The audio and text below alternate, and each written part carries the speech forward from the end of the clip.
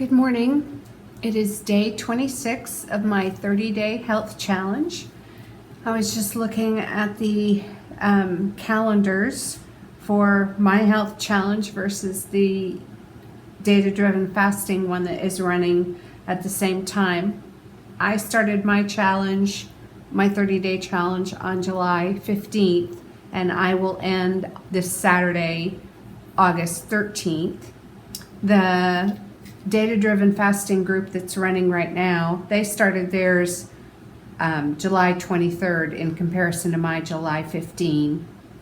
And so while I'm on my day 26, they're on their day 18 right now, today being the 9th of August. I was looking also at the class schedule for data-driven fasting for when the next challenge will be, and that will be Saturday, August 27th through Saturday, September 24th. So I think what I'll do is, after I finish this 30-day health challenge of mine, I will use the app in pause mode, which means that my trigger will stay the same, whatever it ends up in a couple days from now. And let me just look at the screen to verify that my trigger is still 80 today, that it hasn't dropped. Yes, it's still 80 today. So I may end with an 80. The app may readjust me according to my pre-meal numbers that I'm entering over the next course of days. And but regardless of that, I will use the quick action button on the data-driven fasting screen. Here, I can show that to you just a second. So this is my dashboard on the data-driven fasting app. And if I use these three dots to access the quick actions, I will be able to use pause mode when I finish this challenge. And pause mode will keep me from creeping upward on my trigger. It won't give me a higher trigger, and it won't give me a lower trigger. It'll just keep me at that same trigger number, whatever I end with in a couple of days from now. Today is Tuesday, and I will end my own 30-day challenge on Saturday. My husband and I will be going to Florida on Thursday. So 2 days from now, we'll be going to Florida. So I will be back at the airport again, recording so today's day 26. I'll be recording day 28 starting at the DFW airport as we fly to Fort Lauderdale to see our sister and her little family for a few days. And then Saturday, we'll be in our long weekend with them, and I get to finish this 30 days of videos. The end is in sight, and I'm very happy about that. But it's been a good discipline for me to do these videos and be faithful with them. I am proud of myself. An update on my numbers. This morning I had a morning fasting glucose of 83, and that made me very happy. I went to bed last night with a glucose of 99. I'd only eaten one meal yesterday, but it was broken up into the main meal, and then maybe 20 or 30 minutes later I decided to go ahead and have a dessert. I finally finished, I think, at 2:30 or 3 o'clock. And so then bedtime, I had a glucose of 99. Then this morning, the 83. Yesterday's weight when I woke up was 137.4, and this morning's weight was 138.2. So almost a 2-pound jump, 0.8 of a pound up from yesterday. I really am curious to see where my weight will be on Saturday morning. I don't even know if our daughter has a bathroom scale that I'll be able to use. Maybe I can text her and ask her that. But things are looking, another good number that I had this morning. Not that I've made it a daily update, but I was very happy to see a blood pressure that was a really beautiful number this morning, 110/63. That's a blood pressure that I've had almost all of my adult life until probably this last year. I noticed that my blood pressure was going up into like over 120 over 80. Sometimes it was even in the low 130s, and I was like, don't like that. I know I'm getting older, and I know that higher blood pressure is part of aging, but I want to try to keep a grip on that instead of just saying, oh, I'm getting older. So, and then I mentioned yesterday in the video that even a 10-pound weight loss can improve your blood pressure number. I will link that blood pressure information again in today's description box because it's important. It's an important metabolic marker. Well, that'll be all for right now, just to start today's day 26 of 30 days of my health challenge video, and I'll come back later and add more content to today's information. I am starting to compose my meal, and one thing that sounded good to me was to take a cucumber and slice it up very thinly and put some raw apple cider vinegar over the slices, and then some salt. I'll just sprinkle some salt on, and some dill weed. I don't know, that just sounded good to me.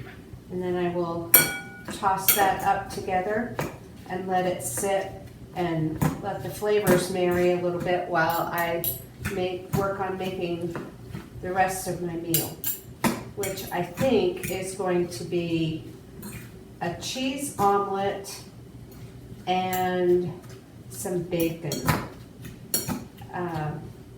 I had been thinking about making a grilled cheese sandwich for a couple of days, and I know I can make some low-carb bread options. I know I could use regular bread, and then I thought, no, I don't want to use anything already kind of pre-digested for me. Anytime you're using flours or breads, they're basically pre-digested food in a way, or it's whole food that's been broken down to make a different kind of food. So I'm just going to stick with whole foods today, I think. Obviously, cheese is not a whole food. It is a food made from milk, but a cheese omelet or something cheesy sounds really good to me. So that's the direction I'm going. This is the banquet table I have set for myself. I'm having an omelet. I pulled back a little bit on the fats in the omelet by taking out a couple of egg yolks and instead using egg whites as well as whole eggs.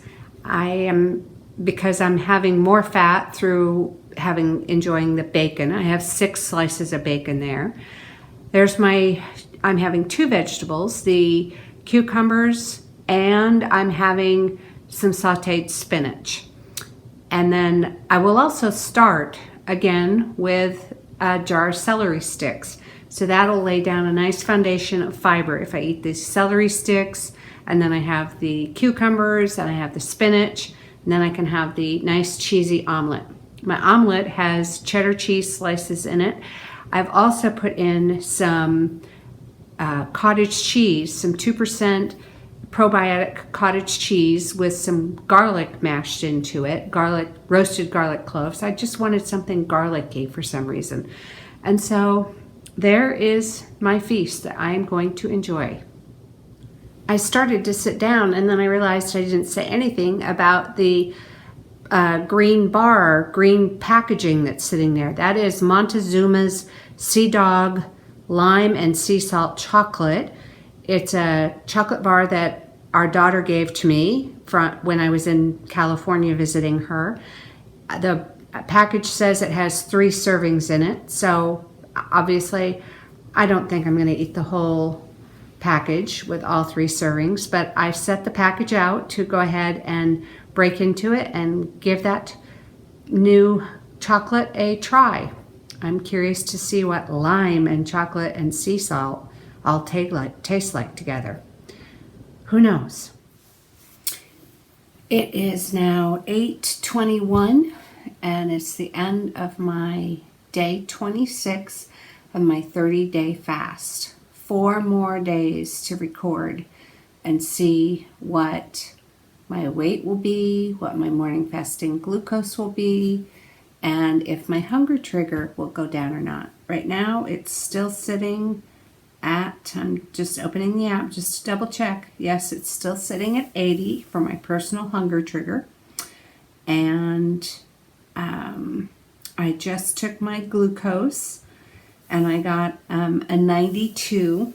I did go up pretty high after my meal, which I thought was interesting. I started at 81, so 1 point above my personal hunger trigger.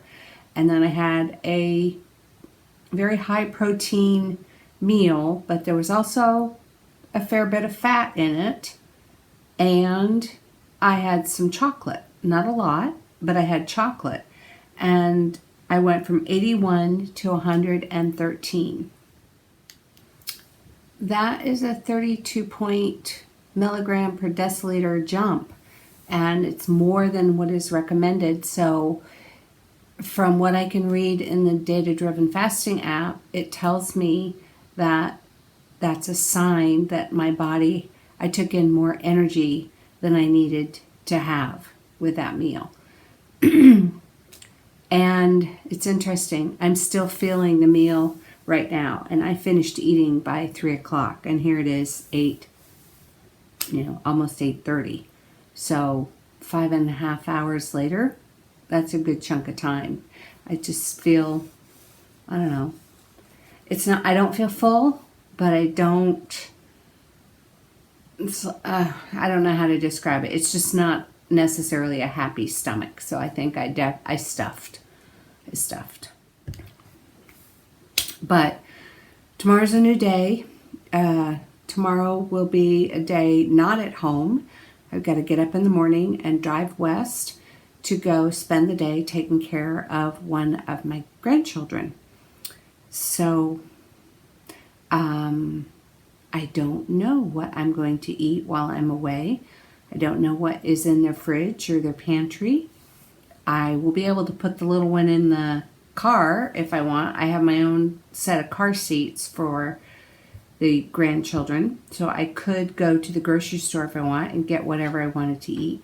I just have to check out the lay of the land when I get there and, get the directions from the parent and see what they have planned for the youngster's day as well. I do get a break for nap time. So I don't, excuse me. Yeah, my body's still working through that congestion I had from a cold that is, almost a week and a half old? 2 weeks.